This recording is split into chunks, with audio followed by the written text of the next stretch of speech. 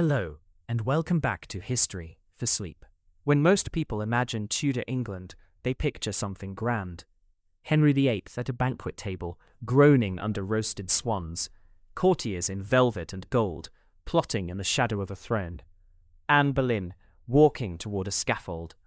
It is a world remembered for its crowns, its scandals, and its executions, the kind of history that reads more like a tragedy than a life anyone actually lived. But almost no one who lived through the Tudor age ever set foot in a royal court, or met a king, or wore velvet at all. The truth is that most people in this world spent their whole lives inside one house, one family, one small patch of England, worrying about nothing more dramatic than whether the woodpile would last until spring, and whether the roof would hold against tonight's wind. Tonight, we are leaving the crown and the scaffold behind. Instead, we will step quietly through the gate of an ordinary manor house on the coldest night of the year, Christmas Eve, somewhere in the English countryside in the 16th century. We will spend one long night among the people who called this house home. Together, we will discover how an entire household kept warm using nothing but wood, wool, and each other. What they ate when the fields outside had gone hard and silent under frost. How a single great hall became kitchen, dining room, workshop, and bedroom all at once, depending on the hour. And how one particular night, Christmas Eve, turned an ordinary farmhouse into something closer to a small, glowing world of its own. Along the way, we will set aside the crowns and the scandals and step into something quieter, and in its own way, far more remarkable. Some of what you find inside these walls may surprise you, but before we pass through that gate, if you're enjoying these calm journeys through history, please consider liking the video and subscribing. It helps this channel keep making them. And if you'd like, let me know in the comments where in the world you're listening from tonight and what time it is where you are. I read every one, and it's become one of my favorite parts of making these. Now, if you're comfortably settled, perhaps already wrapped in a blanket of your own, let the sounds of the modern world begin to drift away. Let your breathing slow. Imagine the glow of your phone screen fading into darkness. The hum of traffic disappears. The warmth of central heating is replaced, slowly, by a cold that has real teeth to it tonight. The kind of cold that belongs to a world without central heating at all. It is Christmas Eve, sometime in the 16th century, somewhere in the English countryside. The cold reaches you first, before you've even opened your eyes to it. It comes in sharp through every gap in your clothing. The thin place where your collar doesn't quite meet your throat. The seam along your glove where one finger has already gone numb. Your breath tears out of you in ragged white clouds, and the wind, when it gusts, doesn't simply pass by. It finds you, deliberately, the way cold always seems to on the one night you most need shelter. Snow has been falling since midday, and it hasn't stopped. It lies deep enough now that each step sinks past your ankle, the crust breaking with a dry, complaining crunch before your boot finds the softer snow beneath.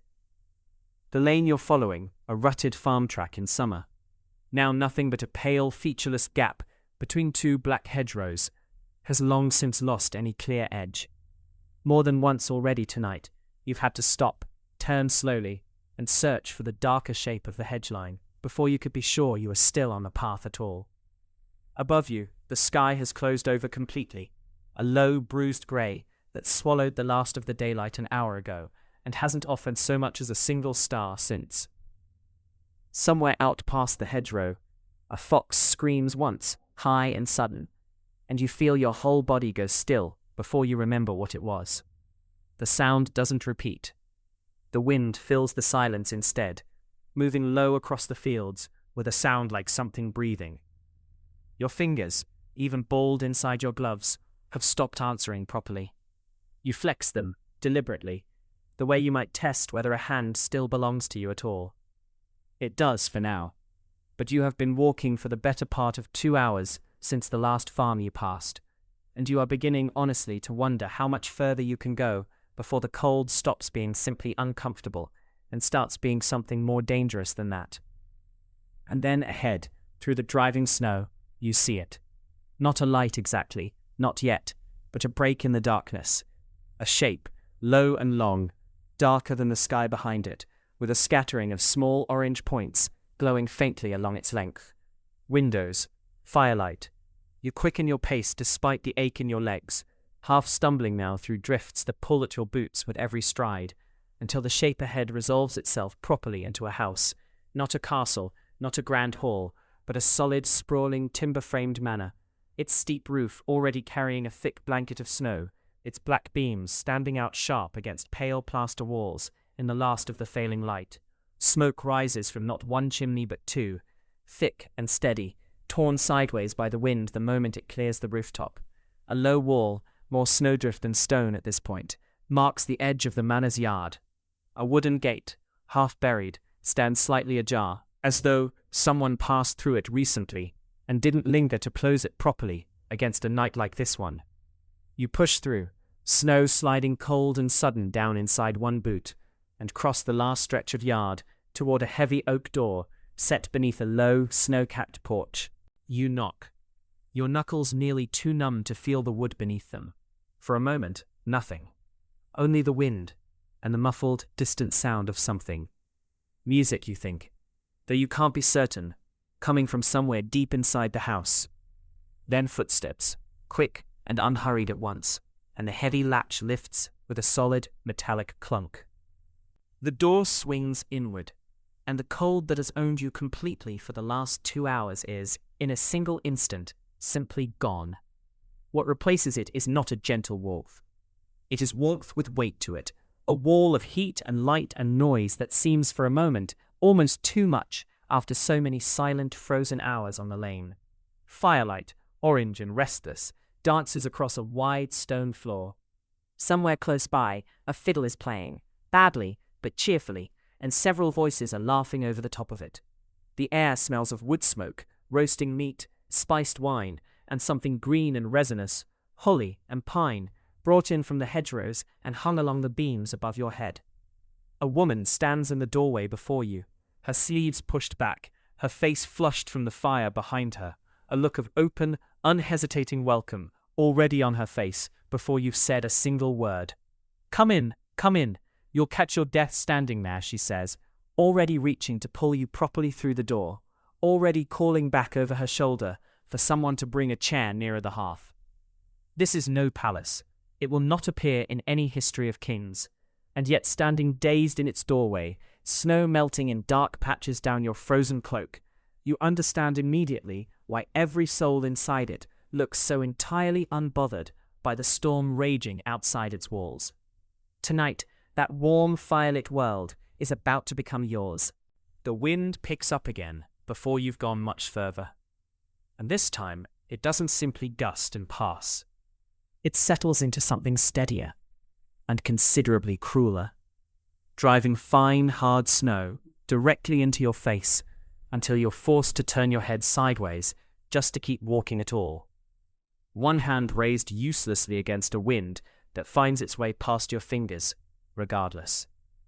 Your legs have long since stopped aching in any way you can clearly locate. Instead, there's simply a dull, distant heaviness to them, the particular exhaustion of muscles that have been fighting deep snow for far longer than they were built for. Twice now you've stumbled, once catching yourself against the frozen hedge, the thorns tearing a small, stinging line across the back of your glove before you can right yourself and push on.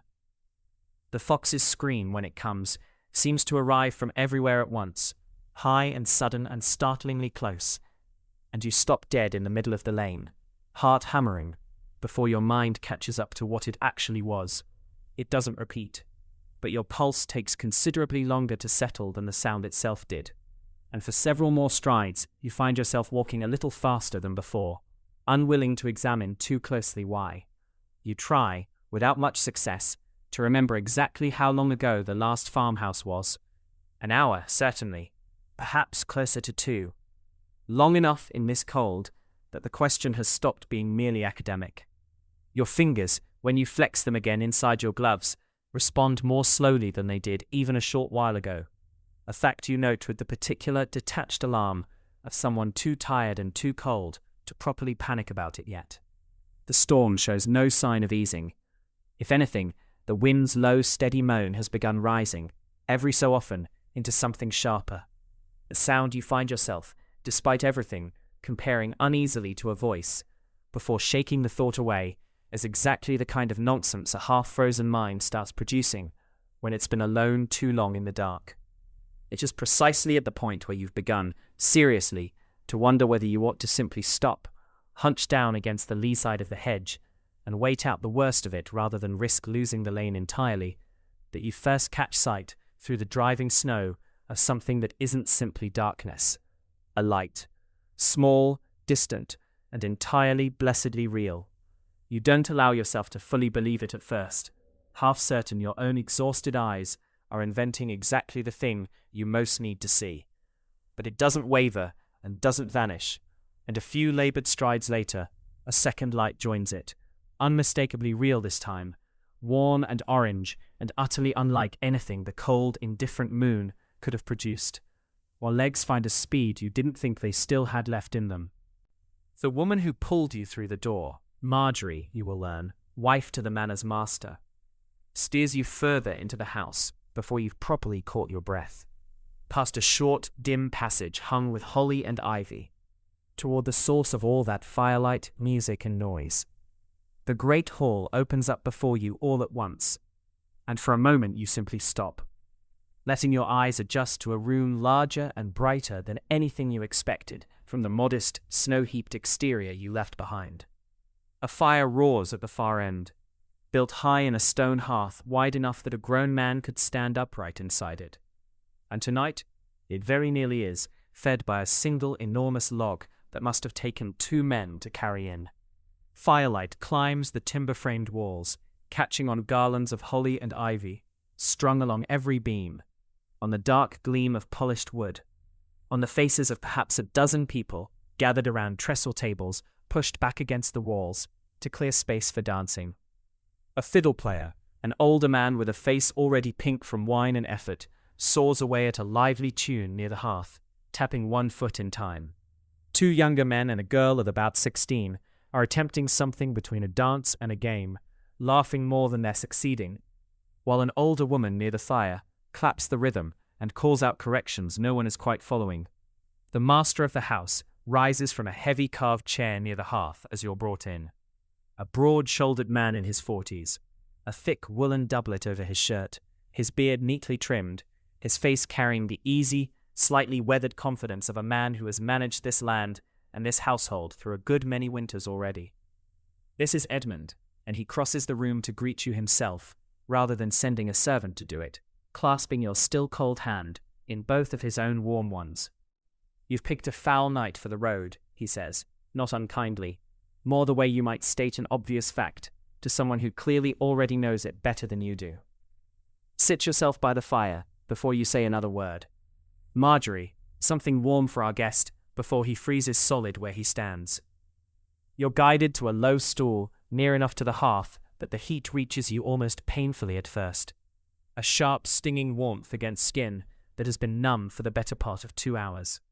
You hold your hands out toward it anyway, unable to help yourself, watching your fingers slowly, gratefully, come back to life. Around you, the household continues its noisy, cheerful business, and you begin, gradually, to sort faces from the general blur of firelight and movement. The older woman keeping time by the hearth is Edmund's mother, old Joan, her hair fully silver now, beneath a plain linen coif. Her hands, when they're not clapping the rhythm, never quite still. You notice she has a strip of embroidery tucked in her lap, worked at in the brief pauses between songs. The 16-year-old girl attempting the dance is Alice, Edmund and Marjorie's eldest, laughing too hard at her own missteps to properly follow the fiddle's rhythm. A boy of perhaps 10, this, you'll learn shortly, is young Thomas, sits cross-legged near the hearth, more interested in a wooden top he's attempting to spin across the flagstones than in the dancing behind him. 2 other figures move purposefully through the room's edges rather than its center. A woman a little older than Marjorie, carrying a tray of small wooden cups, and a broad, quiet man near the door, restacking logs that have tumbled from the wood store beside the hearth. This is Agnes, who runs the kitchen, and Hal, who manages a great deal of the manor's outdoor work, and tonight it's firewood. They are part of this household every bit as much as the family whose name is carved above the door. Their lives bound to this place, by employment and long service rather than blood. Moving through the hall's noisy celebration with the easy, practiced comfort of people who have shared a great many of these evenings already. Marjorie returns with a small wooden cup, warm in your still recovering hands, filled with something dark and spiced that smells of cloves, apple, and wine. "Wassail," she says, by way of explanation, when she catches your uncertain look. "Drink it down. It'll put some color back in your face." You do, and the warmth of it spreads through your chest, almost as quickly as the fire's heat has begun spreading through your hands. Around the room, the dance winds down into laughter and complaint. Alice insisting the fiddler played too fast on purpose. The fiddler insisting with great wounded dignity that he did no such thing. And for a moment, the whole hall settles into the easy, unhurried noise of a household that has nowhere else to be tonight, and no reason at all to hurry toward wherever it's headed next. Outside, you can still hear the wind pressing against the shuttered windows, rattling something loose somewhere above, the storm entirely undiminished by the warmth and noise inside these walls. But in here, for the first time since you left the last farm behind on the frozen lane, the storm feels like something happening to someone else, in some other, colder world that has nothing left to do with you at all. As the wassail's warmth continues spreading through you, you find yourself studying the hall itself properly for the first time. Not simply its noise and firelight, but the actual structure holding it all together. Dark timber beams arching overhead in a pattern too deliberate to be anything but carefully considered by whoever first raised this house. Edmund, noticing your gaze drifting upward, seems rather pleased to have a reason to talk about it. The manor, he explains, was built by his own grandfather. The great oak frame you're admiring, cut and shaped from timber grown on this same land, jointed together without a single nail in its main structure. Pegged instead, oak dowel driven through carefully cut mortise and tenon joints, a method of building, he says with evident pride, that will likely see this hall still standing long after his own grandchildren has grandchildren of their own. You can see the logic of it now that it's been pointed out. Thick corner posts rising from stone footings to support the whole weight of the roof above. Diagonal braces set at careful angles to keep the frame from racking under wind. Exactly the kind of wind currently doing its considerable best against the walls tonight. Between the great oak timbers, the walls themselves are filled with wattle and daub, woven hazel strips packed with a mixture of clay, straw, and dung, then lime-washed pale and smooth over the top, a method, Edmund explains, considerably older than the timber frame itself, though no less effective for it. "My grandfather always said a house built well enough should outlast the man who built it, and the man after him besides," Edmund says, settling back in his chair. Doesn't hurt that oak doesn't much care for wind either, however hard it tries. You think of the storm outside, pressing determinedly against walls that have apparently weathered a good many decades of exactly this kind of assault already, and find the thought genuinely comforting, rather than merely interesting. This house was not simply built, it was built to last, deliberately, by someone thinking as much about grandchildren not yet born as about his own immediate comfort. Old Joan, overhearing, adds her own small correction from the fireside.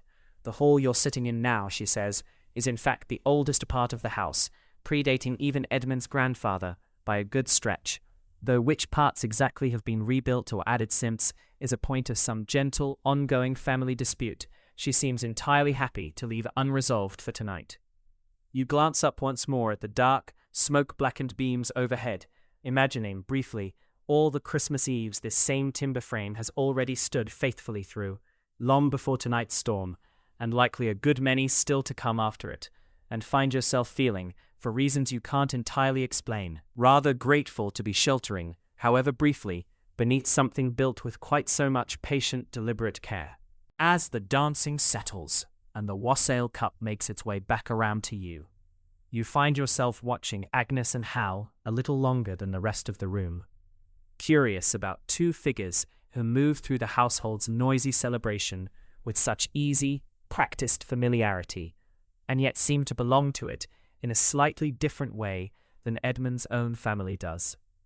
Marjorie, catching your glance, offers the small explanation without your needing to ask for it. Agnes has run this kitchen, she says, since before Marjorie herself arrived as a young bride, some 18 years past. Having come originally from a farm 2 valleys over, and having long since become, in every way that matters beyond blood, as much a fixture of this household as the great hearth itself. Hal, younger by a decade or more, took on the manor's outdoor work not long after, recommended by a cousin of Edmund's who'd seen him handle a difficult team of oxen with more patience than most men twice his age could manage. Neither of them, Marjorie admits, is kin to the family whose name sits carved above the door. Both of them, in every practical sense that fills a house with its actual daily life, are as essential to keeping this Christmas Eve running as anyone seated closer to the fire.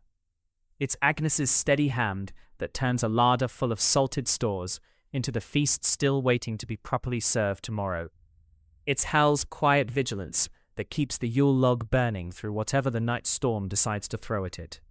You think of this, watching Hal restack a few fallen logs near the hearth without being asked, watching Agnes pause in her circuit through the hall just long enough to correct, with a fond, exasperated shake of her head, the particular way Thomas has arranged the wooden top he keeps insisting on spinning dangerously close to the fire.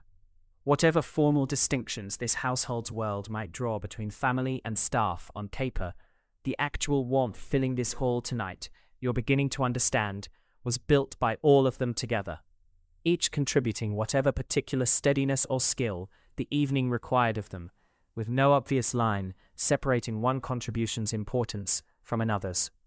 Marjorie excuses herself a moment later, drawn off by some small crisis involving the mince pies pastry, and you're left simply watching the room's easy practice rhythm continue around you.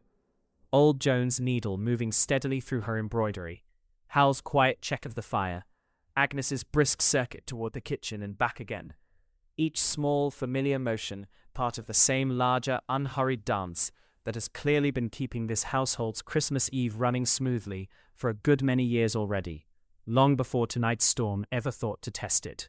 Sometime between the Yule Log's explanation and the first course of supper, you find yourself asking Alice, who seems to notice your gaze drifting again and again to the dark, glossy leaves strung along every beam and doorway, why holly and ivy in particular seem to fill every corner of the hall tonight. She answers with the slightly exaggerated patience of someone explaining something she considers perfectly obvious. The greenery, she says, is brought in fresh every Christmas Eve. Never before. Tradition insists that bringing it in too early invites bad luck through the rest of the year. Gathered from the hedgerows and woodland edges by whichever of the household's younger members can be persuaded to brave the cold for the task. This year, unsurprisingly, that task fell to her and Thomas, sent out with a basket and firm instructions from old Joan not to return until they'd gathered enough to properly dress the hall. Holly, she explains, carries its own small argument built into it. Some households insist the prickly-leaved branches belong to the men of the house and the smoother ones to the women, a point of good-natured dispute that seems to renew itself, in this household at least, every single year without ever being properly settled. Ivy, climbing at evergreen even through the depths of winter, is hung alongside it as its natural partner. The two together standing in, old Joan adds from her seat by the fire, for everything green and living that the frozen fields outside have currently misplaced. You notice, studying the garlands properly now that you know to look, small additions tucked among the leaves, a few dried berries, a scattering of what might be rosemary, a scrap of bright ribbon here and there, apparently added over the course of several years rather than fixed all at once, each addition a small individual contribution from whichever household member felt moved to make it. Thomas, overhearing the conversation, proudly points out a particular sprig near the hearth that he personally selected, apparently for reasons that satisfy him completely and require no further justification to anyone else. Alice rolls her eyes fondly at this, though she doesn't correct him. It strikes you, looking properly now at the whole hall dressed in its fresh greenery, how much of tonight's warmth has been assembled quite deliberately, piece by piece, in the days and hours leading up to your arrival.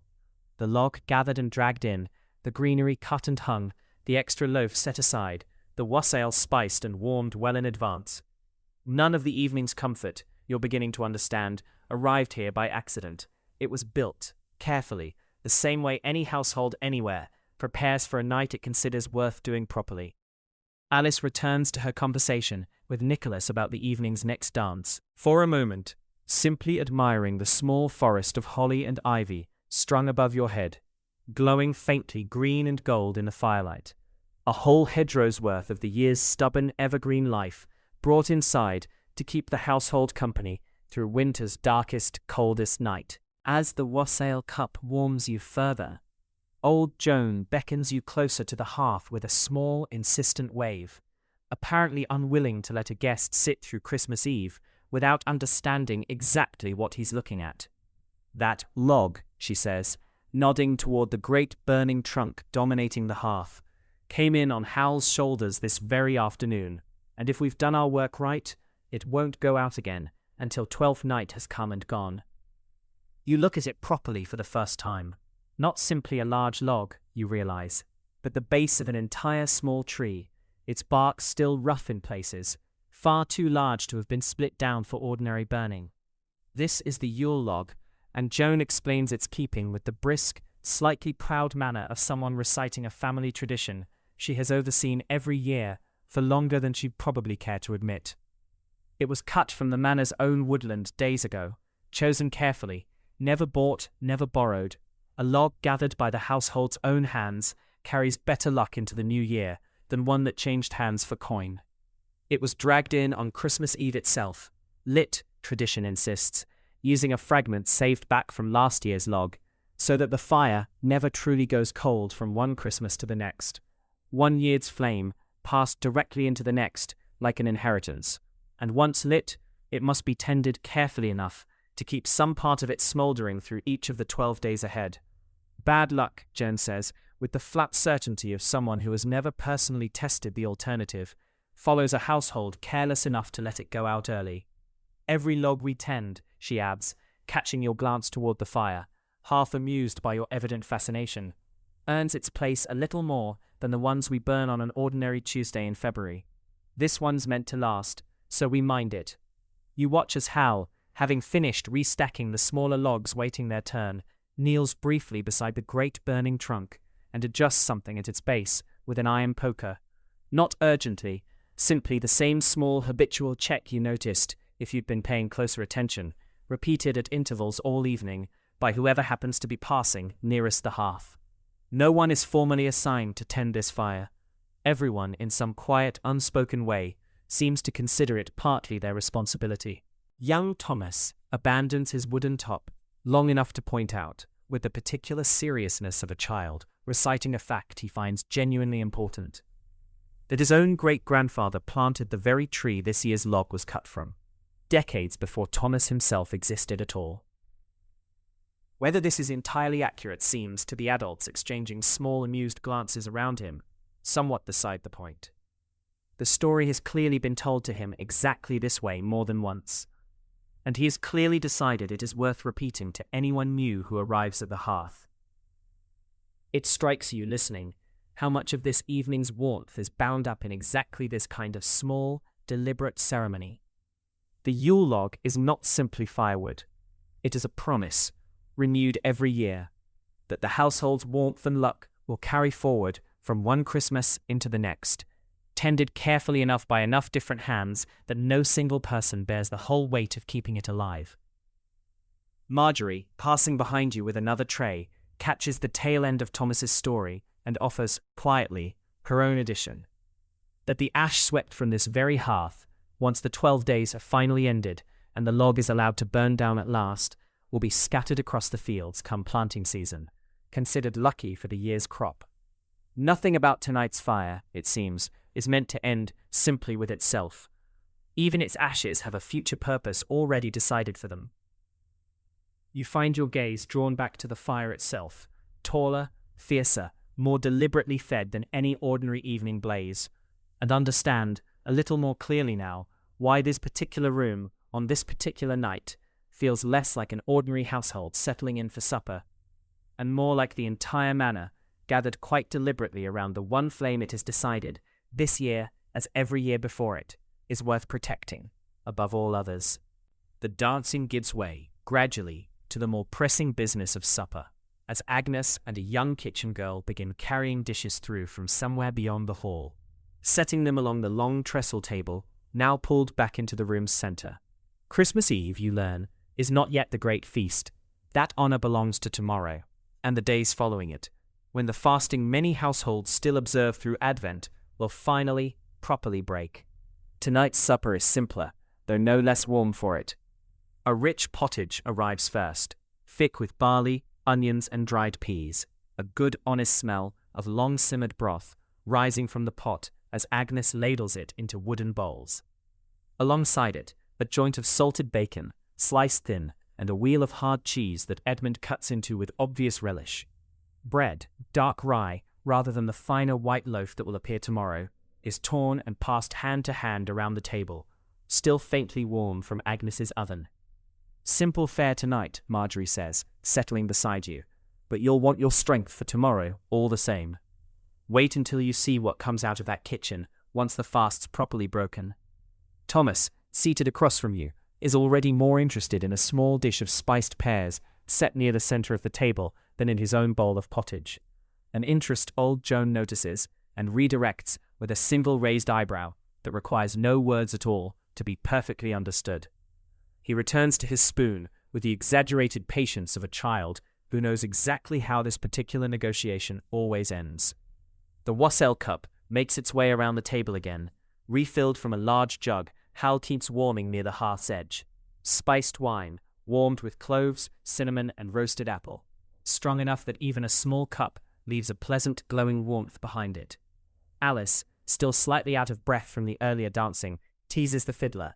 His name, you learn, is Nicholas, an old friend of Edmund's from a neighboring farm rather than a hired musician, about a note he fumbled badly enough to trip his own dancing, and he defends himself with mock outrage that draws laughter from nearly everyone at the table. You find the conversation moving easily around you, the way conversation does in a household comfortable enough with itself not to worry overly about entertaining a stranger. Edmund asks after the state of the roads, the same practical, unremarkable question any household gathering a traveller in from a storm might ask. Marjorie inquires whether you've had proper word of family this Christmastide, and seems genuinely, uncomplicatedly glad to hear you'll spend it warm and fed, regardless of how far you are from your own hearth tonight.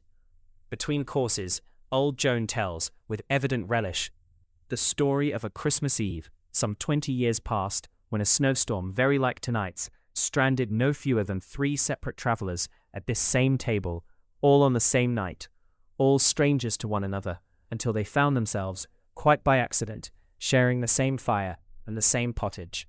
We put an extra loaf by every Christmas Eve since, she says, just in case the roads decide to be unkind again. She glances, not quite subtly, toward the loaf still sitting untouched at the table's far end, and you understand, without needing it explained further, that tonight that extra loaf has finally found its purpose. As the meal winds toward its end, a final small dish appears, spiced pears stewed soft in wine, and a plate of dried fruit and nuts that Thomas has clearly been waiting for through the entire meal with poorly disguised patience. He's finally permitted to reach for them, and does so with the single-minded focus of a child who has been counting down the courses.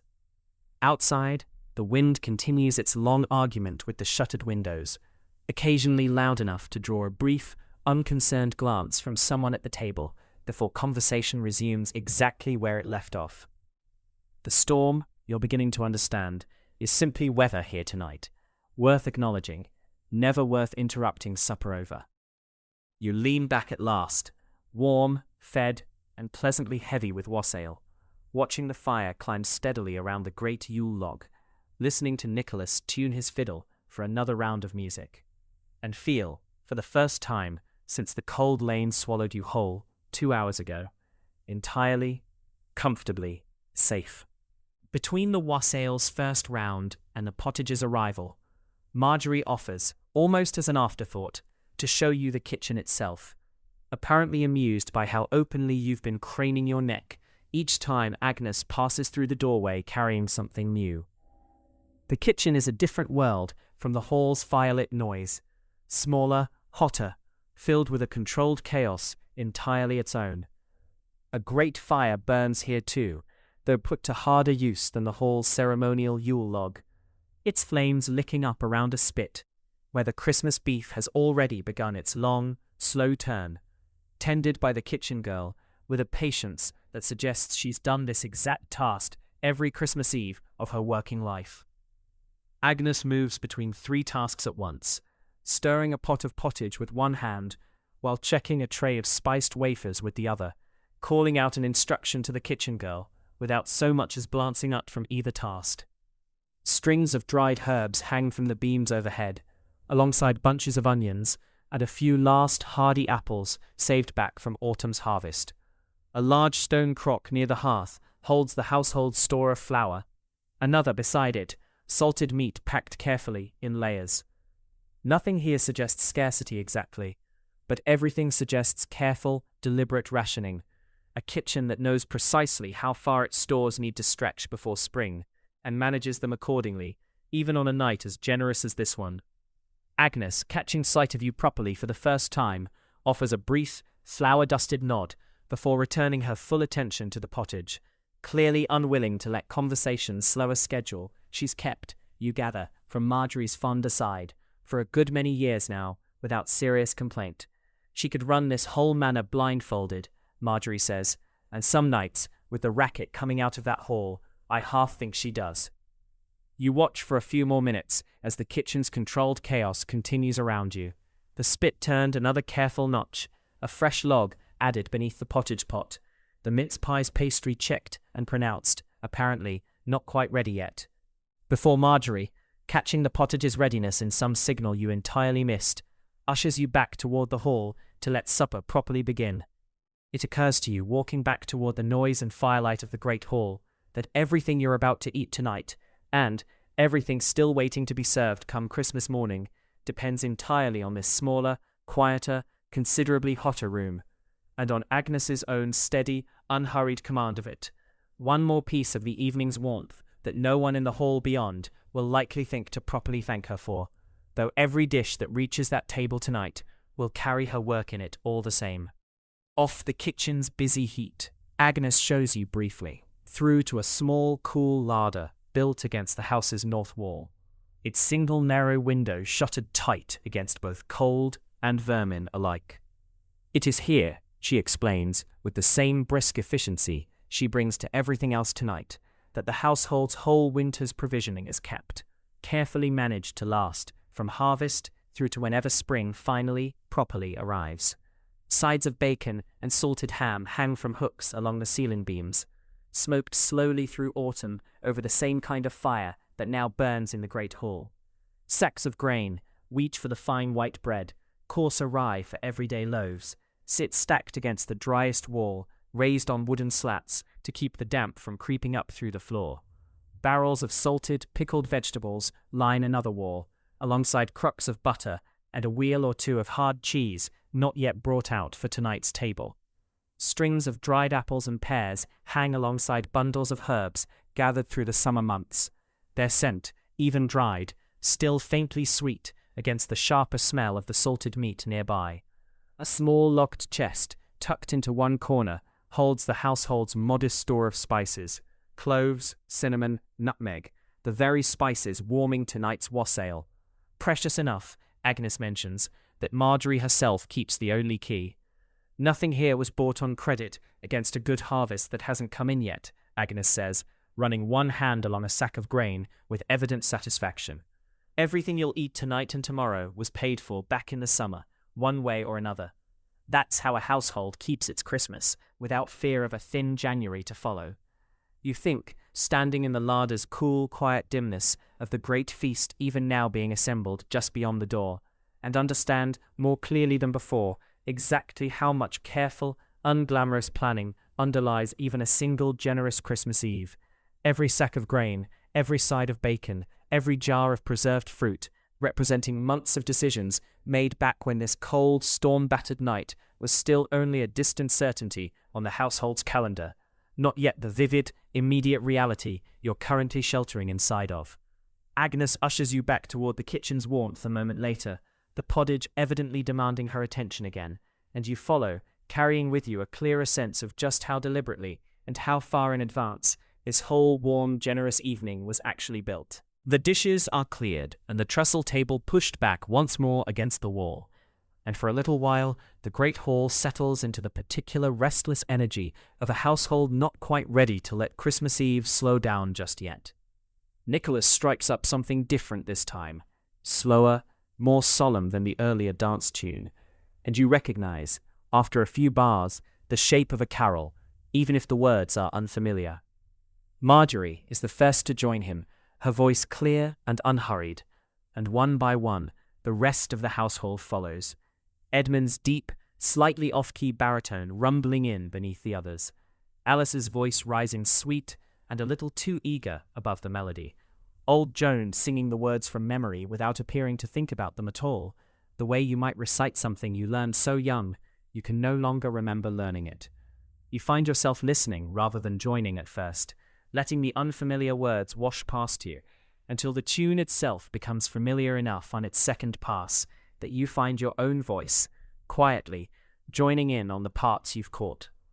A knock at the door interrupts the third carol, and Hal moves to answer it, letting in a blast of cold air, and with it, 4 figures wrapped heavily against the storm, their faces half hidden beneath crude painted masks, one a green man of leaves and vines, another something like a horned beast, the remaining 2 simply blackened with soot for effect.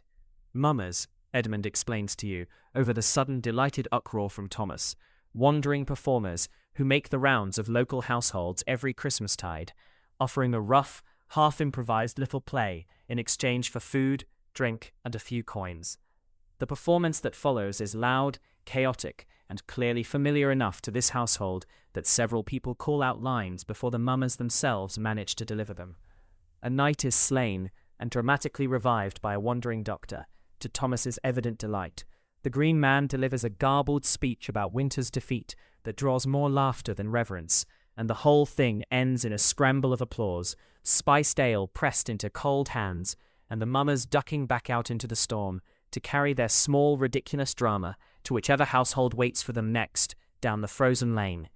The door closes behind them, and for a moment the hall feels almost startlingly quiet by comparison, before Alice, still laughing, declares that games are next, and no one seems inclined to argue with her. What follows is a scattered, cheerful hour of exactly the kind of games you might recognize from any winter gathering in any century. A version of blind man's buff that sends Thomas shrieking with laughter across the flagstones. A riddle game old Joan wins with suspicious, well-practiced ease. A round of singing forfeits that has Hal, red-faced and thoroughly unwilling, singing a verse at some old ballad, while the rest of the household does its best not to laugh outright at his evident discomfort. You're drawn into a round or 2 yourself, welcomed into the games with the same unhesitating ease you were welcomed through the door itself, and find, somewhere in the middle of a riddle you have no hope of solving, that the last of the evening's tension, the cold, the exhaustion, the low, persistent worry that had followed you the whole length of that frozen lane has finally, fully let go of you. Outside, the storm has not eased in the slightest. If anything, the wind seems to have found new strength, rattling the shutters hard enough once that Marjorie glances toward the window with the brief, practical concern of someone checking whether a roof will need attention come morning, before returning her full attention to the game at hand. Inside, none of it seems to matter very much at all. The fire climbs steadily around the great Yule log, the candles along the hall's edges burn low and warm, and the household, gathered together in its noisy, unhurried Christmas Eve ritual, shows no particular sign of wanting the evening to end any time soon. You find yourself, for a moment after the mummers duck back out through the heavy door, thinking of them out there still, wrapped in their crude painted masks, carrying their small, ridiculous drama onward through a storm that nearly defeated you outright only a few hours earlier. Edmund, following your gaze toward the closed door, seems to guess the shape of your thought without needing it spoken aloud. They'll know this lane better than you or I ever will, he says. Every rut, every gate, every farmhouse that'll have a fire going and a cup waiting. It's a hard night's work, mind, but it's work they've chosen, and there's coin and ale enough waiting at each stop to make the cold worth braving. You think of the lane as you last knew it. Featureless, snow-blind, the hedgerows nearly impossible to distinguish from the empty white beyond them. And find yourself genuinely admiring whatever confidence lets 4 grown men set back out into it, masked and half drunk on wassail already, trusting entirely to memory and habit to carry them safely from one warm hearth to the next.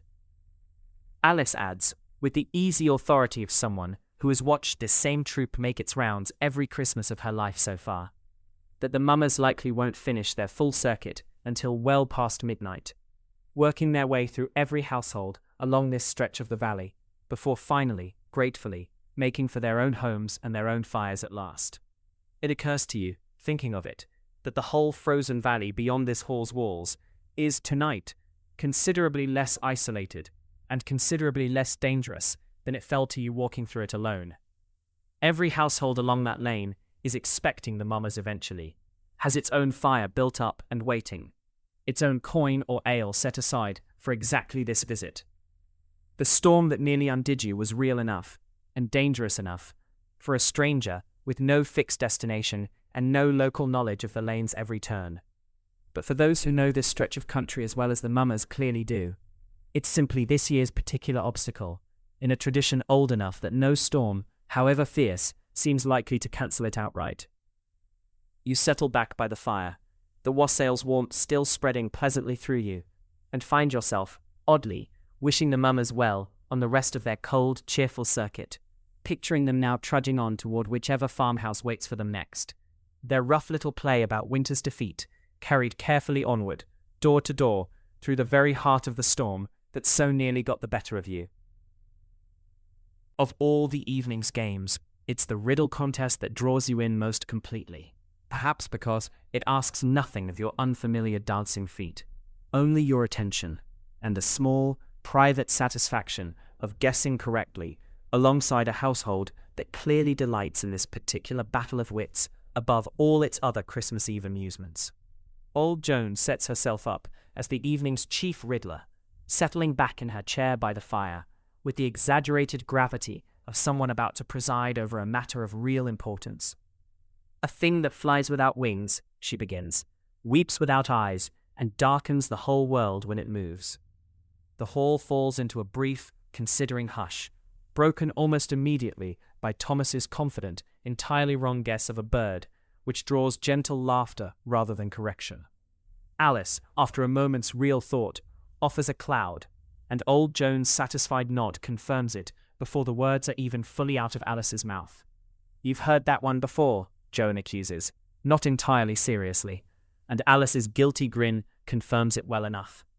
The riddles continue in this fashion for a good while, growing steadily more inventive as old Joan works her way through what must be decades of accumulated favourites, some clearly older than anyone currently in the room, passed down, you gather, exactly the way the household's other small traditions have been, inherited rather than invented, kept alive simply by being asked again, year after year, to whichever gathering happens to be listening.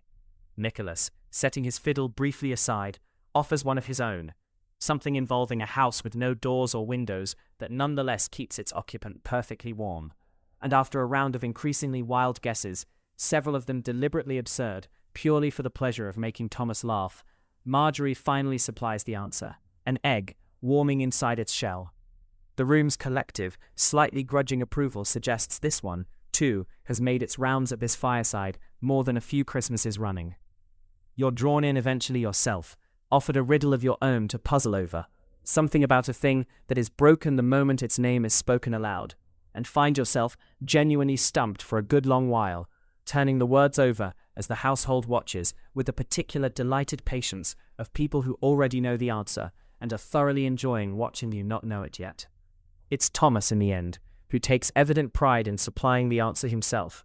Silence, earning himself old Joan's approving nod and a small triumphant look aimed squarely in your direction. It strikes you, caught up properly now in the game's easy rhythm, how much of the evening's entertainment tonight has depended on exactly nothing beyond a warm fire, a bit of wine, and each other's company. No instruments beyond Nicholas's willing fiddle.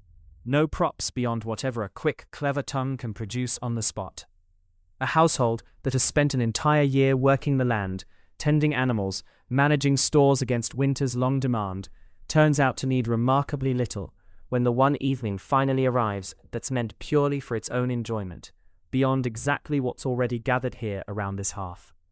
The game winds down eventually, as old Joan, apparently satisfied with your performance, despite your slow start, declares the round finished in favor of letting the fire and the evening settle a little further toward its quieter, later hours.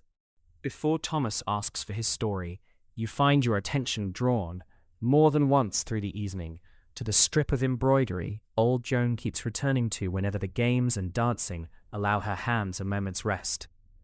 A long, narrow band of linen, worked with a repeating pattern of holly leaves and small red berries, clearly intended, though not yet finished, for some further piece of the hall's Christmas dressing.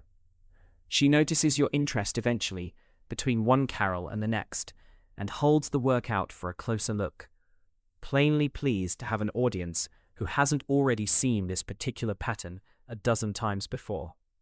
The stitches are small, even, remarkably fine for hands that show every one of her 60-odd years in their careful, deliberate movement. She's been working this same strip, she admits, on and off, since sometime after last Christmas, adding a few inches whenever the evenings allow it, with no particular hurry to see it finished before it's properly, thoroughly done.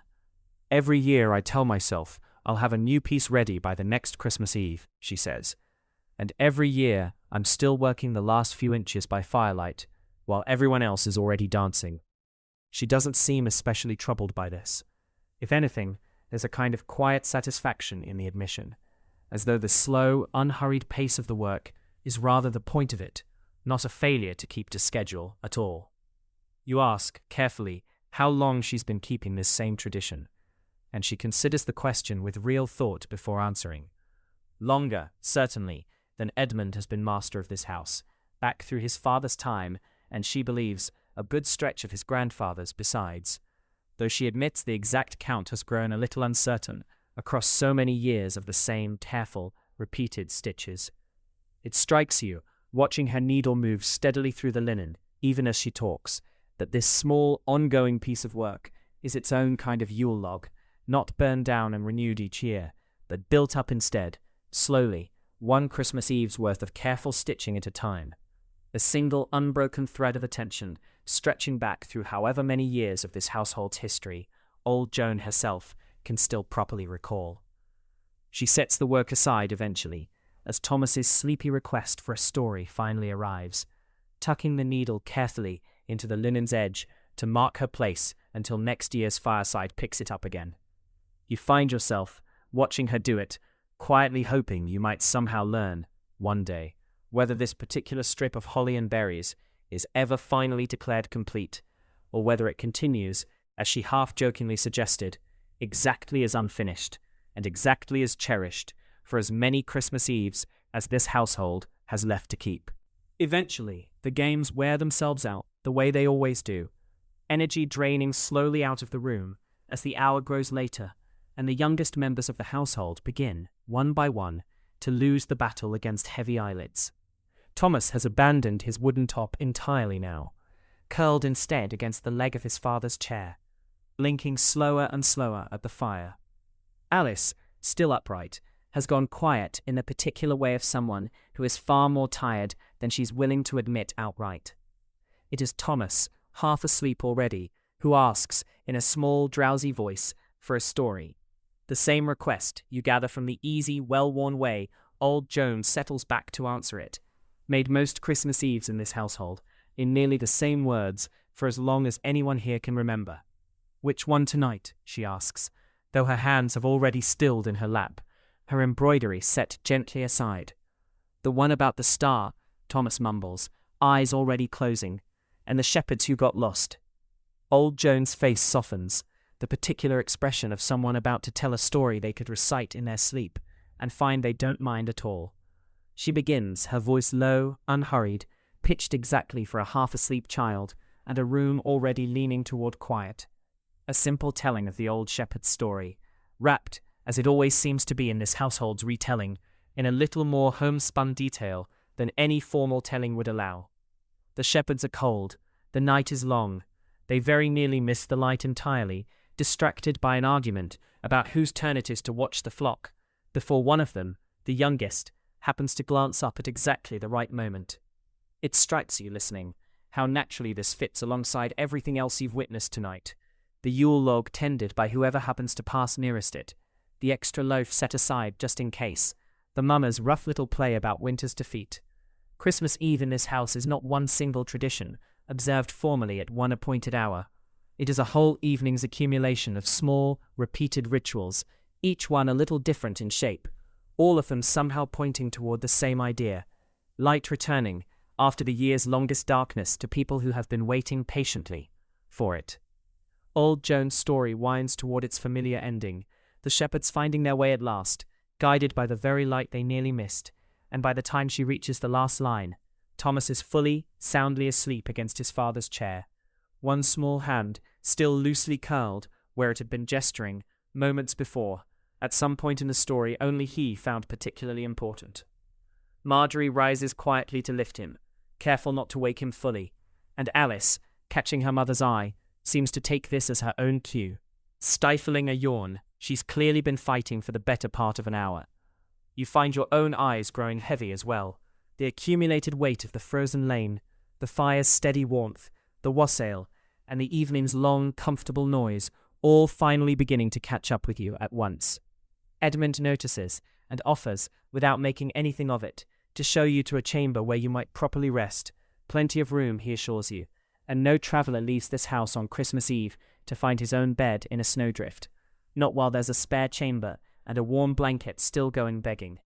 You thank him, gratefully, and rise from your stool by the hearth, casting one last look back at the great Yule log, still burning steadily at the centre of the hall, tended now by no one in particular, and by everyone at once, exactly as it has been all evening, and exactly as it will continue to be, you suspect, long after the last of the household has finally gone to bed. Edmund leads you up a narrow, creaking wooden staircase, a single candle in his hand, throwing long, shifting shadows across timber walls hung, here and there, with more sprigs of holly. The noise of the hall fades quickly behind you, replaced by the ordinary settling sounds of an old house at night, a floorboard's complaint underfoot, the wind finding some new gap to whistle through somewhere above the roofline. The chamber he shows you into is small but properly furnished. A real bed this time, rather than a bench or a straw pallet by the hearth. Its wooden frame strung with rope beneath a mattress stuffed with wool. A heavy woolen coverlet, dyed a deep undyed brown, lies folded at its foot, and beside it a second, thicker blanket, clearly meant for exactly the kind of night this one has turned out to be. The wind gets in a bit around that window, Edmund admits, setting the candle down on a small chest near the bed, but the shutter holds well enough once it's properly latched. Call out if you need anything, someone's always awake below.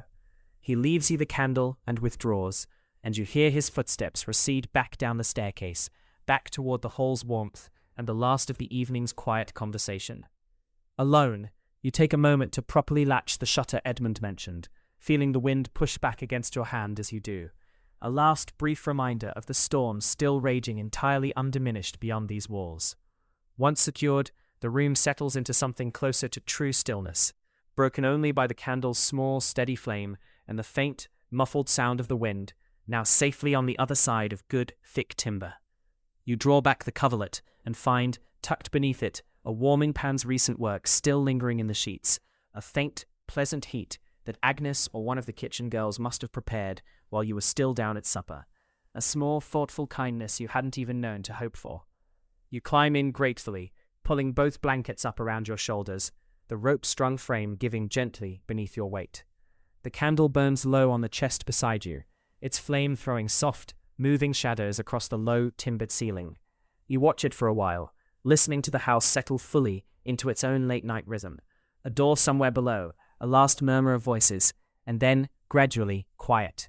Your thoughts drift unhurried back over the whole strange, wonderful turn this evening has taken. The frozen lane, the fox's scream, the moment you first saw Firelight through the storm, and then this, a stranger's chamber, a warmed bed, a household that folded you into its Christmas Eve without a second thought, as though a traveller arriving half-frozen at the door was simply one more expected tradition of the night, no different from the Yule log or the extra loaf set aside just in case. The candle gutters once, twice, and you reach over, eventually, to pinch it out between careful fingers, letting the room fall into a darkness broken only by the faint warm line of firelight still visible beneath the door.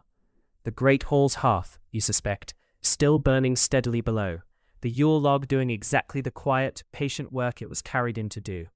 You pull the blankets a little higher, feel the last of the evening's warmth settle fully into you, and let your eyes close at last, the wind's muffled argument with the shutters gradually fading into something closer to a lullaby than a threat. Before you climb properly into bed, you find yourself turning the warming pan's lingering heat over in your mind, curious about the small, deliberate kindness it represents, tucked so easily into sheets you'd expected, honestly, to be simply cold.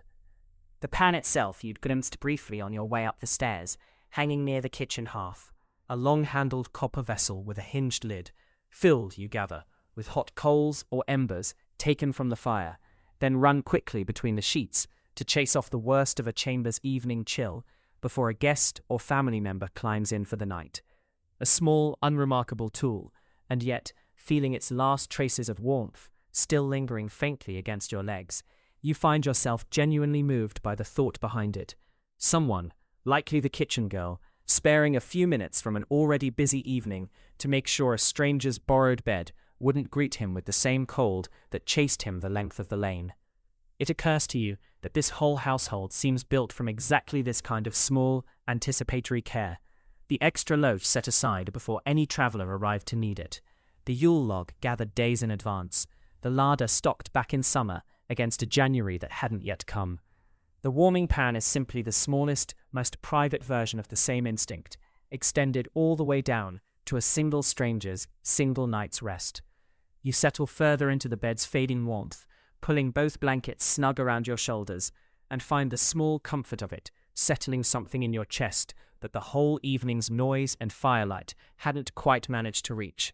Not simply that you were welcomed in from the storm, but that someone, in the middle of an already full and busy Christmas Eve, took the trouble to think ahead to exactly this moment, and made sure it would be warm. You wake sometime later, uncertain at first whether you've properly slept at all, or simply drifted in and out of something close to it. The room is fully dark now, the last of the candlelight long since spent, though a faint, warm line still glows beneath the door. Fainter than before, but present all the same. The wind has not eased. If anything, it sounds louder now in the full dark than it did earlier, pressing hard against the latched shutter with a low, steady moan that rises every so often into something sharper. Somewhere above, a loose piece of thatch or timber knocks twice against the roof, and you find yourself listening for it to repeat, the way you might listen for a sound you can't yet decide whether to worry about. It doesn't repeat. The house, you're beginning to understand, makes exactly this kind of noise on a night like this one, and no one downstairs seemed remotely troubled by it. You lie still for a while, listening to the storm's muffled argument with the manor's old timber walls, and become aware, gradually, of a second sound beneath it. Footsteps, soft and careful, moving along the passage outside your door, then down the creaking staircase toward the hall below. Curiosity gets the better of you eventually, and you rise, pulling a blanket around your shoulders against the room's now cooling air, and ease your door open, just enough to look down the dark stairwell toward the source of that thin, warm line of light. Below, in the great hall, you can just make out a single figure kneeling at the hearth. Hal, you realize, still awake, or perhaps woken specifically for this, tending the great Yule log with the same quiet, unhurried attention he gave it earlier in the evening. He works an iron poker gently beneath the log's smouldering base, coaxing a little brighter glow from what had begun to settle into embers, then lays a smaller log carefully alongside it, not so much to build the fire back up, as simply to keep its slow, steady burn faithfully alive through the night's coldest, least watched hours. This, you understand, watching from the shadowed stairwell, is the quiet, unglamorous labor beneath everything you enjoyed this evening. The warmth that greeted you at the door, the fire the whole household gathered around, for carols and games and old Joan's story. All of it depending, in the end, on someone willing to rise in the dead of night and make sure the Yule Log's promise that it burns unbroken from tonight until 12th night is kept, however cold or late the hour. Hal doesn't linger longer than the work requires. Satisfied, eventually, with the fire's renewed glow, he rises, brushes ash from his knees, and glances once toward the shuttered windows, the same brief habitual check you've noticed nearly everyone in this household perform at least once tonight, before making his own way toward whatever rest remains of his night. You ease your door closed and return to bed, oddly comforted rather than unsettled by what you've just witnessed. The Yule Log's warmth, like the warm floor of a much older household in a much different country, was never simply given. It is tended, hour by hour, by someone whose quiet labor the rest of the house depends on every single night of this long, cold season, whether anyone remarks on it by daylight or not.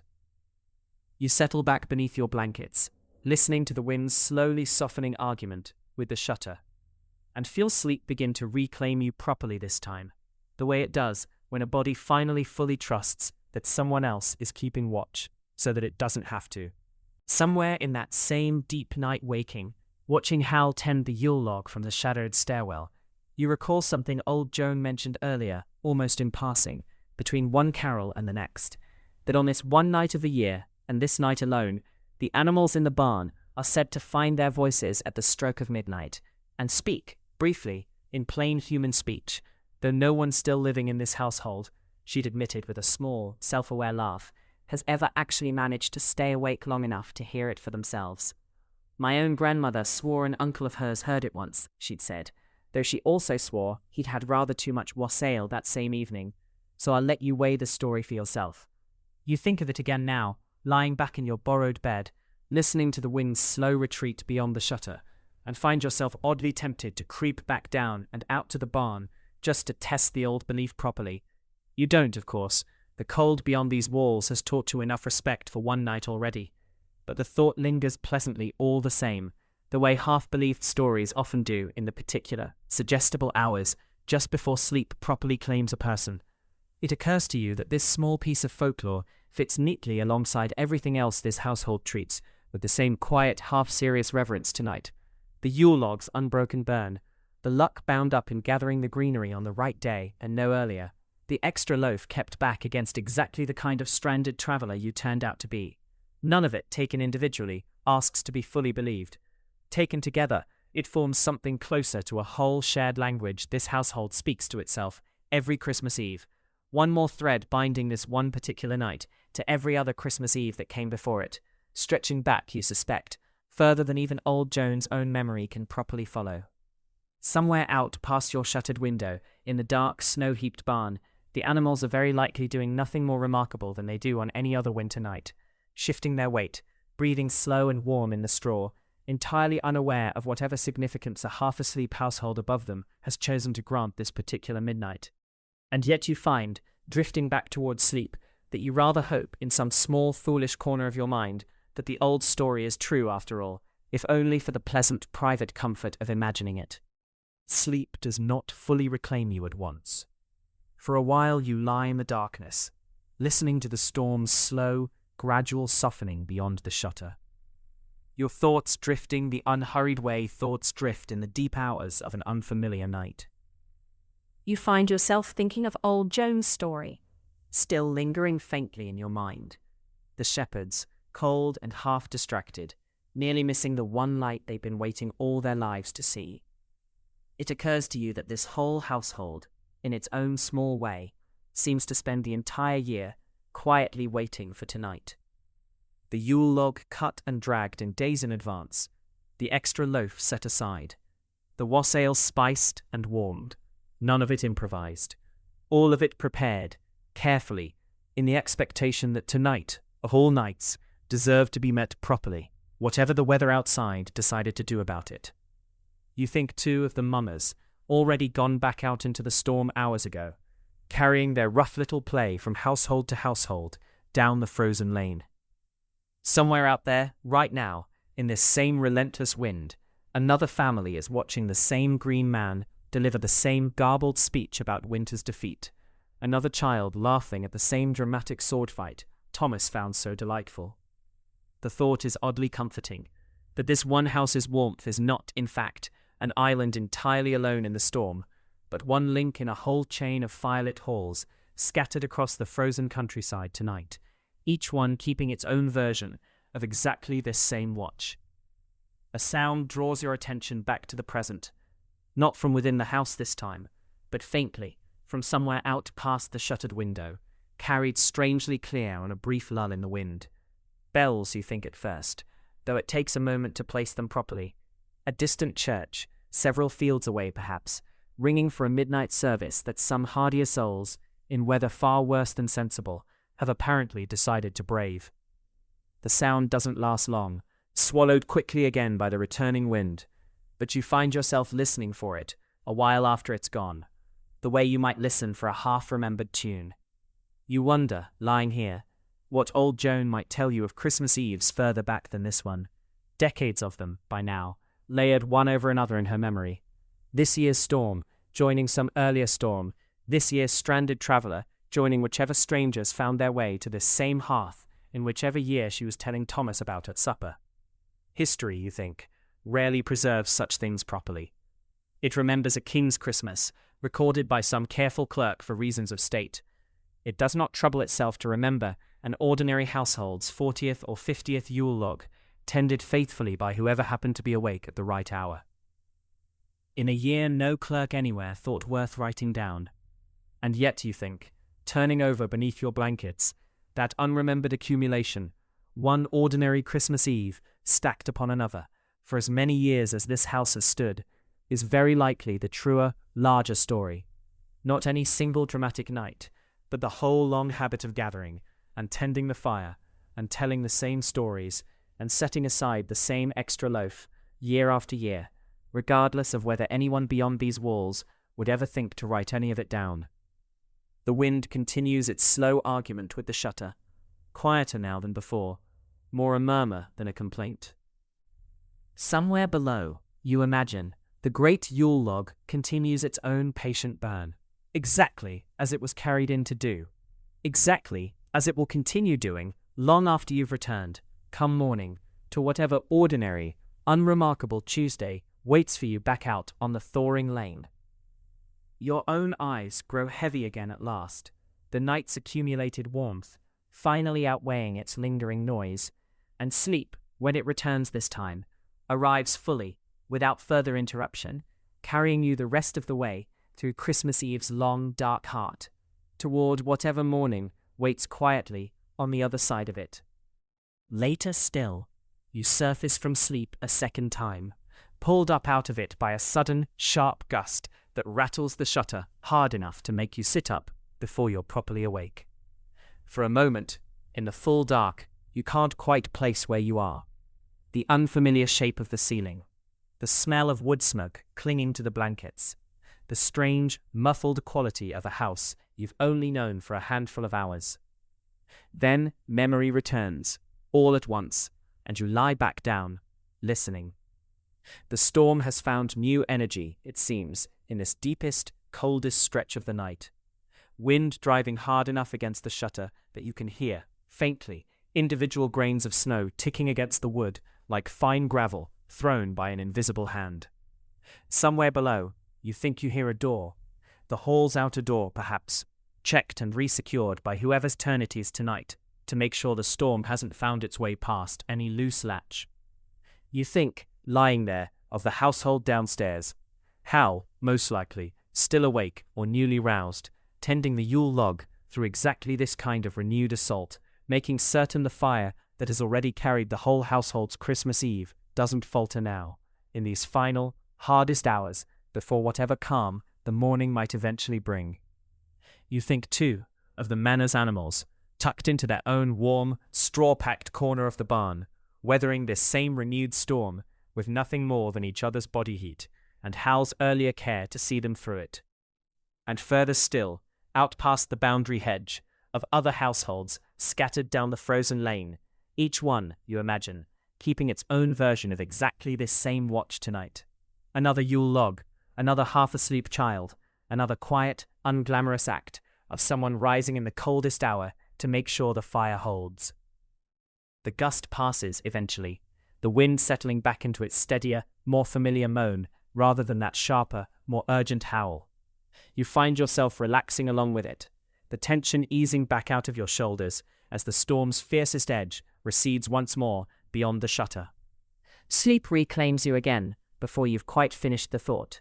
The last of your waking awareness settling on nothing more dramatic than a vague, comfortable certainty that whatever the storm still has left to throw at this old oak-framed house tonight, the house itself and the household tending it have clearly weathered a good many Christmas Eves exactly like this one already, and shown no particular sign, in all that time, of losing the argument. Somewhere in that long, unhurried stretch of the night, your thoughts drift unbidden toward the wider kingdom this small household belongs to, and how little of it, in truth, ever reaches this particular fireside. Somewhere many days' hard travel from here, you know a court is very likely keeping its own Christmas tonight. Grander halls than this one, richer feasts than even tomorrow's beef and mince pie will provide. Music played by trained musicians, rather than an old friend with a fiddle and a wounded sense of pride. Kings and queens whose names will fill the history books this century has not yet finished writing. Celebrating a Christmas that future generations will read about in careful, detailed accounts. No one will write a careful, detailed account of this household's Christmas Eve. No clerk will record the Yule Log's careful tending, or old Joan's story about the lost shepherds, or Thomas's pan-banging assault on the orchard's evil spirits. This night, remarkable as it has felt to you, arriving half-frozen at its door, will vanish from any formal record the moment it ends, remembered only by the handful of people who actually lived through it, and even then only for as long as their own memories hold. And yet you think, turning the idea over slowly in the dark, it's precisely this unrecorded, ordinary version of the century that actually built it. Every soldier, in whatever army the crown commands, grew up first in a household exactly like this one.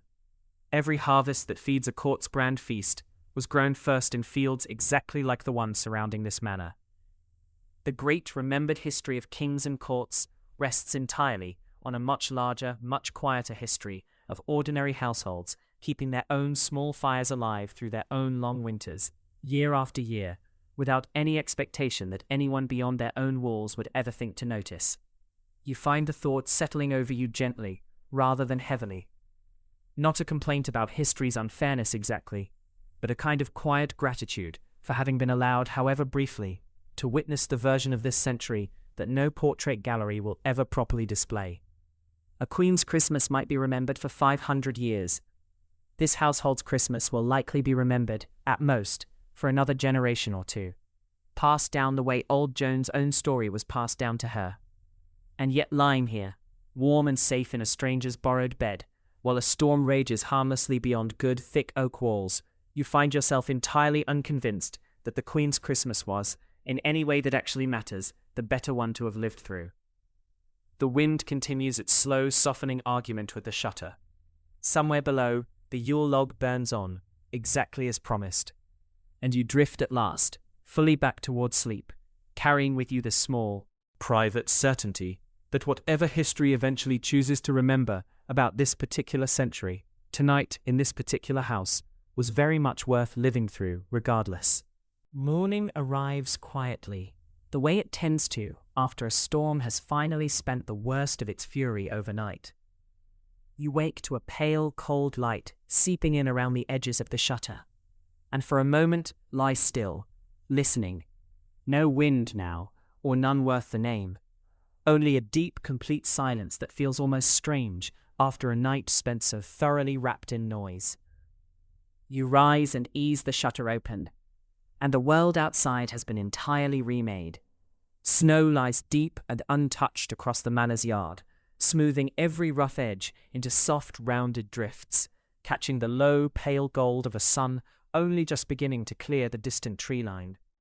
The storm that chased you the length of that frozen lane last night has left behind in its place something almost impossibly still and beautiful.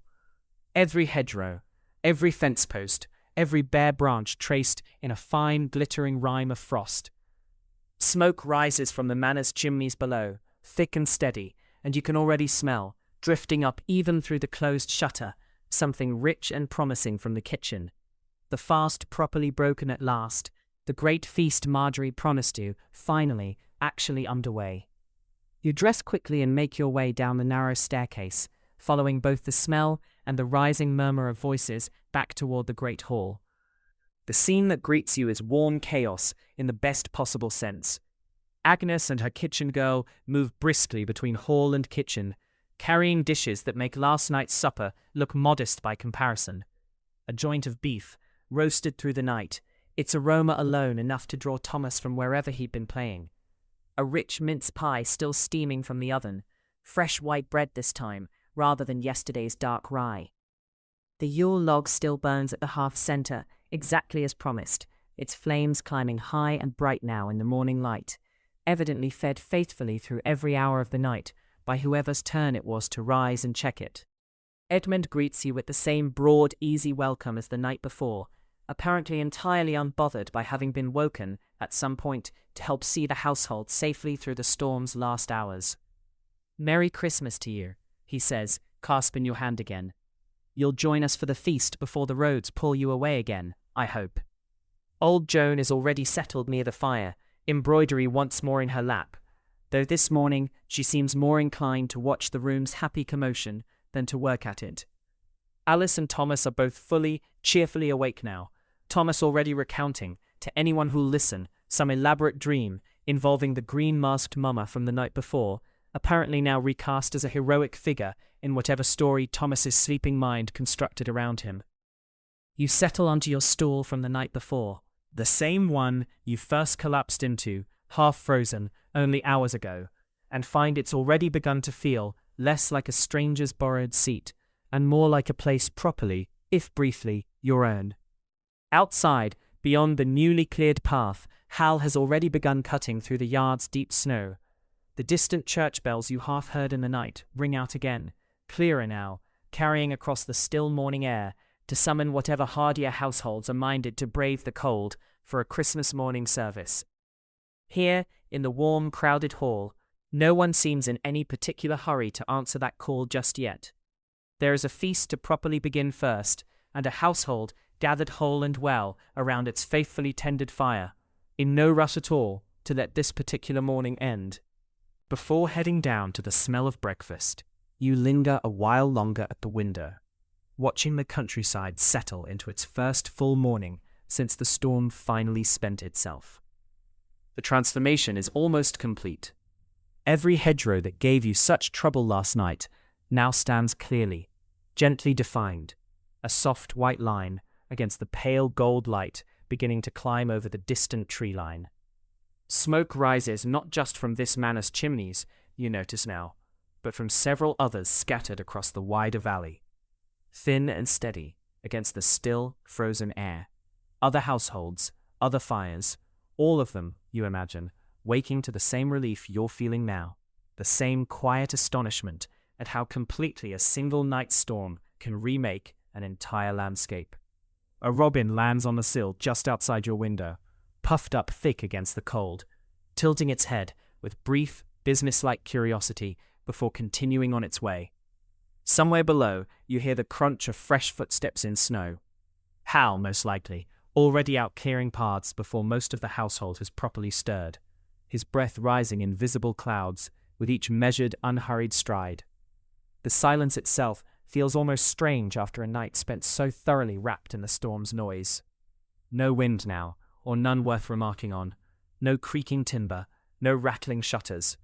Only the occasional soft thump of snow sliding from an overladen branch somewhere in the orchard, and the far-off, half-imagined sound of church bells carrying clean and clear now across air with nothing left to compete against it. You think, watching this still, brilliant morning settle fully into place, of how different it looks from the world that nearly defeated you on the lane last night.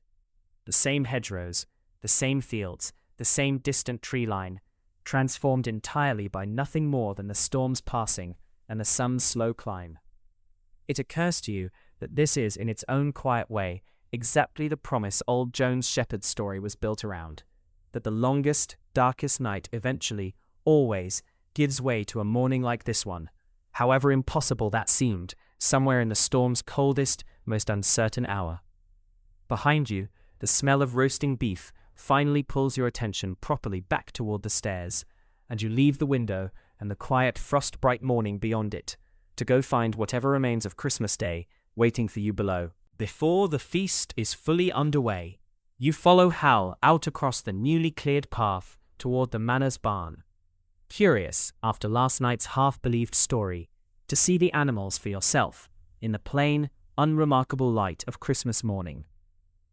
The barn is a solid timber structure, its steep roof carrying the same thick blanket of snow as the manor house itself. Though smoke rises from nowhere near it. Animals, Hal explains, keep their own warmth well enough packed together, without needing a fire of their own. Inside, the air is thick with hay, wool, and warm breath, considerably milder than the frozen yard outside, despite the complete absence of any hearth. A handful of sheep press close together near the far wall, their heavy coats dusted with loose straw, barely stirring at your arrival beyond a few incurious glances. 2 goats, more restless, nose forward hopefully the moment Hal appears, clearly expecting the morning's feed before anything else gets attention. A milk cow shifts her weight slowly near the back, releasing a low, contented sound as Hal runs one hand briefly along her flank on his way past.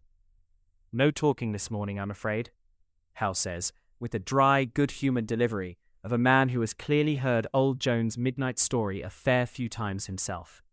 Same as every year. Either they've nothing to say, or they've simply better sense than to waste it on the likes of us. You watch him work through the morning's ordinary business. Fresh hay forked into the trough, the cow's udder checked, a quick inspection of the roof for any place last night's storm might have found its way through. None of it particularly dramatic, and none of it, you understand, optional. Christmas Day or not, storm or clear sky, the animals require exactly the same care they'd need on any ordinary Tuesday in February, and Hal provides it with the same unhurried, practiced attention he gave the Yule Log through the night just past. A cat curled in a warm hollow of straw near the barn's entrance lifts its head briefly at your approach, before deciding, with evident and complete confidence, that neither of you warrants any further attention, and returns to its nap. It is here, Hal mentions, mostly for the mice that would otherwise trouble the grain store nearby, though he admits, with a small fond glance toward it, that the household has grown rather more attached to it than strict practicality probably calls for. Walking back toward the manor house, a smell of the feast already drifting out to meet you, you find yourself thinking of the animals settling back into their own quiet, ordinary morning behind you. No fire, no feast, no carols, simply hay, warmth, and each other. And yet, in their own modest way, weathering this same long winter storm every bit as successfully as the household gathered so much more visibly around its own hearth. It occurs to you that this, too, is part of what makes a household's survival through a hard winter possible. Not only the fire tended faithfully through the night, not only the stores gathered carefully in advance, but the animals cared for with the exact same unhurried attention, storm or feast day alike, by someone willing to cross a snow-covered yard before breakfast to make sure of it. Walking back from the barn with Hal, you notice a small commotion at the edge of the yard. Thomas, fully dressed now, and considerably more animated than his half-asleep state of last night, engaged in what appears to be an urgent, whispered negotiation with a boy of about his own age who has apparently trudged over from a neighboring farm specifically for this purpose. Hal explains with the patient amusement of someone who has watched this same small tradition play out for a good many years already, that the boys are preparing to go hunting the wren, an old custom, more symbolic than literal in this household's gentler version of it, involving a procession from door to door through the nearby farms, carrying a small decorated branch in place of an actual bird, singing a rhyme, and collecting a coin or a sweet from each household along the way. Thomas, spotting you watching, abandons his negotiation just long enough to explain, with great seriousness, that the wren is considered king of all birds despite its small size, and that parading it about on Christmas morning is meant to mark the turning of the year, the small bird's brief reign standing in, somehow, for winter's own slow surrender to the returning light. Whether he's got the full explanation exactly right seems, once again, entirely beside the point. He delivers it with such evident conviction that you find yourself nodding along regardless. Marjorie appears at the door a few minutes later, wrapping a scarf more firmly around Thomas's neck before allowing him to set off with his friend, extracting a promise, only half taken seriously by either boy, that they'll be back before the feast's second course. The two of them trudge off through the fresh snow, the decorated branch held between them with obvious ceremony, their high, cheerful voices already rising into some half-remembered rhyme before they've even reached the yard's edge. You watch them go, small dark figures against the bright snow-covered fields, carrying their small piece of tradition onward to whichever household waits for them next, much the way the mummers carried their rough little play from door to door last night. It strikes you that this whole countryside, on this particular morning, seems threaded through with exactly this kind of small, wandering ceremony. Travellers and mummers, and now wren boys, each one moving from one warm hearth to the next, binding this scattered handful of frozen farmhouses into something that feels, this morning at least, considerably more like a single connected community than the isolated storm-battered households they seemed to be only last night. The trestle table, cleared and reset since last night's simpler supper, now groans under a spread that makes the pottage and salted bacon of Christmas Eve look almost like a rehearsal for what was always meant to follow. The beef arrives first, carried in by Hal with obvious ceremony, its crust dark and crackling from a night spent turning slowly over the kitchen fire. Agnes follows close behind with a large mince pie, its pastry glazed to a deep gold, the rich smell of dried fruit, suet, and warm spice reaching the table well before the pie itself does. Smaller dishes crowd in around them, a dish of buttered parsnips, a bowl of stewed apples, another wheel of cheese, finer wheat bread this time, still warm enough to steam faintly when torn open. Edmund carves the beef himself, portioning it out with the unhurried satisfaction of a man who has waited through a full Advent's fasting for exactly this moment, passing the first, best cut to old Joan without being asked, a small automatic courtesy that seems to require no comment from anyone at the table.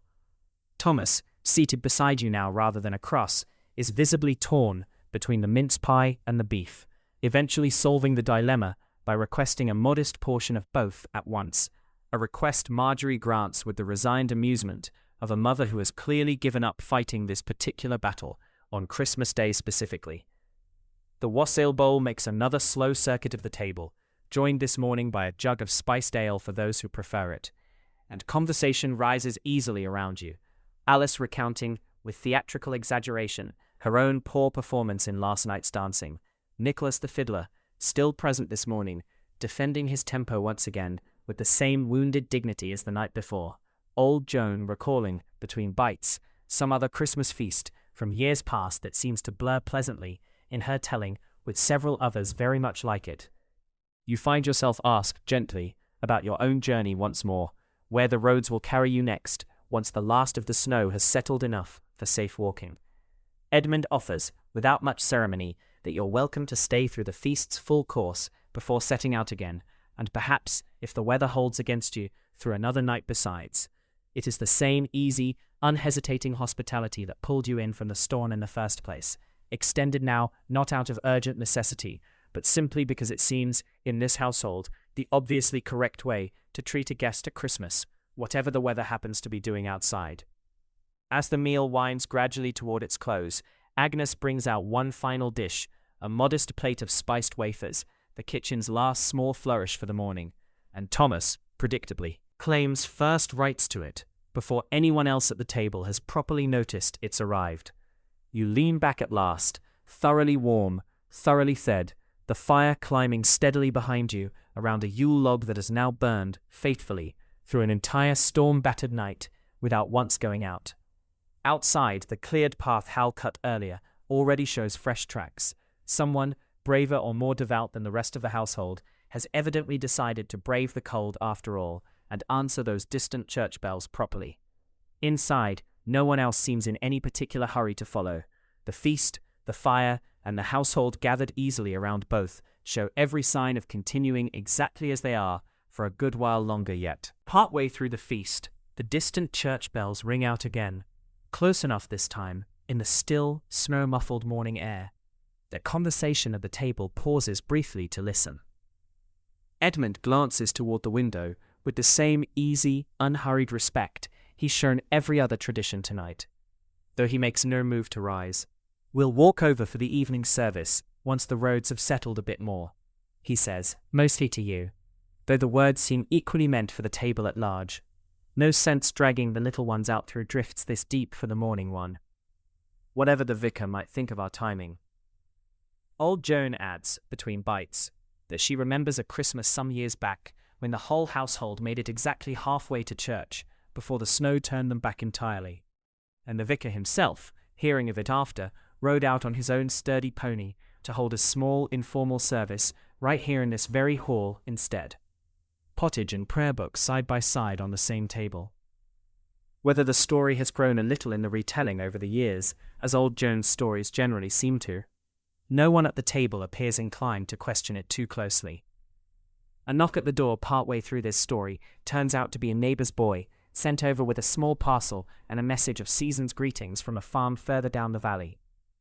Exchanged, Marjorie explains once he's been sent off again with a cup of wassail and a slice of pie for his trouble, in more or less exactly this fashion every Christmas day between a handful of households scattered along this stretch of the lane.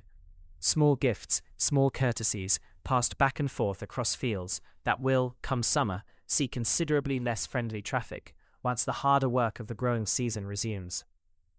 You think, listening to the bells fade again beyond the window, of how this one small valley seems to hold together, through the hardest weeks of winter, an entire quiet network of exactly this kind of mutual, unhurried care, a shared church bell marking the hours for everyone within earshot, a wandering parcel of Christmas goodwill, a vicar willing to ride out on a snowy morning rather than let a storm cancel the day's proper observance entirely. The feast resumes around you, the bell's distant ringing settling back into the pleasant, half-noticed backdrop of the morning.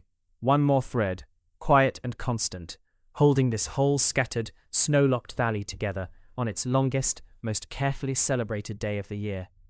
The feast winds down slowly, the way such things do when no one is particularly eager to see it end. And it is well past midday by the time you finally, reluctantly, mention that the road is calling you onward, weather permitting. Marjorie presses a small bundle into your hands as you gather your cloak, now properly dried and warmed near the hearth since last night. Bread, a slice of the mince pie, enough to see you through the next stretch of road, offered with the same unhesitating generosity that pulled you in from the storm in the first place. You'll want something in your stomach before that lane, whatever the weather's decided to do with itself today, she says, and you thank her, genuinely, for a kindness that began the moment you first knocked at her door and has not once let up since. Old Joan offers a farewell from her seat by the fire, unwilling, you gather, to leave its warmth, even for a proper goodbye, though her nod carries every bit as much warmth as a longer farewell might have. Thomas, still riding high on the morning's feast and his own elaborate mummer dream, offers an enthusiastic, slightly overlong account of everything you'll be missing this afternoon, until Alice gently steers him back toward whatever game he'd abandoned to say goodbye at all. Edmund walks you out himself, past the cleared path Hal cut through the yard, to the half-buried gate you struggled through only a night before. In daylight, and with the storm fully spent, the whole scene looks almost unrecognizable from the one that greeted you. The manor's timber frame standing dark and solid against clean, brilliant snow, smoke still rising steadily from both chimneys. The hedgerows you once lost your way beside, now clearly, gently defined beneath their fresh white covering. "Safe roads to you," Edmund says, clasping your hand once more, the same firm, unhesitating grip from the night before. And should you find yourself caught out again on some future Christmas Eve, you know now where a fire's always kept burning for exactly that reason. You thank him and step back out through the gate, onto a lane transformed since you last walked it. The snow still deep, but the wind entirely gone. The sky above clear and pale and endless in a way it never once managed to be through the whole of last night's storm. You pause once, at the same bend where you first caught sight of the manor's lights through the driving snow, and look back. In daylight, it looks smaller than it did last night, stripped of the desperate, grateful significance a half-frozen traveller's eyes gave it in that first, blinding moment of relief. A solid, unremarkable farmhouse, its roof heavy with snow, its chimneys still faithfully smoking. And yet you understand now, in a way you couldn't have before crossing its threshold, everything that small, unremarkable house actually held inside it last night. A fire tended faithfully through a whole storm-battered night. A household's whole year of careful preparation finally spent in one long, generous evening. And a door that opened, without hesitation, to a stranger who had nothing to offer in return beyond his own company and his gratitude. You turn back toward the road, your bundle of bread and pie tucked beneath your cloak, and continue on, carrying with you, the way every traveller eventually must, only the memory of one warm house and one long, unforgettable Christmas Eve, already beginning to settle gently into the clear, quiet light of the morning after. Walking on down the thawing lane, you find yourself turning over everything one storm-battered Christmas Eve has quietly taught you about a world usually remembered for its crowns rather than its households. We remember Tudor England for its kings and queens, its scandals and executions, its portraits still hanging in galleries centuries later. Those things deserve remembering, but none of them explain how an ordinary family in an ordinary farmhouse met the longest, darkest night of the year, not with dread, but with holly cut fresh from the hedgerow, a log carried in and tended faithfully through every hour of a storm, an extra loaf set aside on the chance a stranger might need it, and a door that opened without hesitation to exactly that stranger when he finally arrived, half frozen, at their gate. That survival and that warmth was built from smaller things than any crown ever required. A fire tended through the night by a man whose name no portrait will ever record.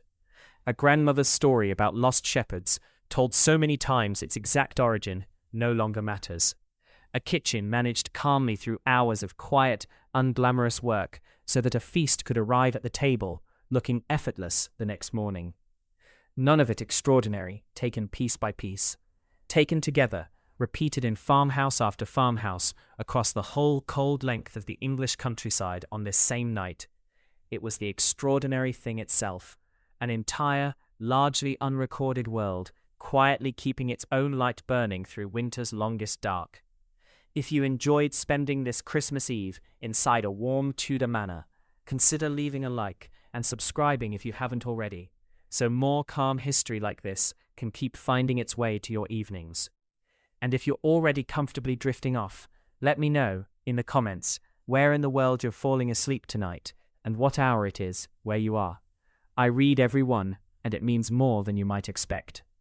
Until the next quiet evening we spend together, somewhere warm, sleep well, and thank you for staying with me tonight.